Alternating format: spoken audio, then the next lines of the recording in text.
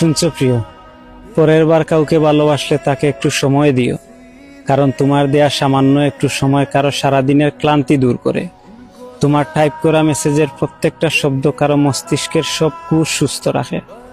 পরের বার কাউকে ভালোবাসলে সারাদিনে নিজ থেকে খোঁজ নিতে না পারলেও সে যখন খোঁজ নিতে যাবে তখন তাকে ব্যস্ততার অজুহাত দেখিও না। কোনো মানুষই দিনের 24 ঘন্টা ব্যস্ত থাকে না। অনেক সময় দিতে না পারলে সামান্য একটু সময় দিও। পরের বার কাউকে ভালোবাসলে তাকে বুঝার চেষ্টা করো। সে কখন রেগে থাকে, কখন অভিমান করে থাকে, একটু বুঝার ক্ষমতা অর্জন করো। তার অভিমানে তুমিও যদি উল্টো অভিমান করে রেগে যাও, তাহলে তার জীবনে থাকার দরকার নাই। কারণ মানুষ অভিমানে ভালোবাসা খুঁজে, রাগে না। পরের বার কাউকে ভালোবাসলে তাকে মিথ্যা স্বপ্ন দেখাইও না।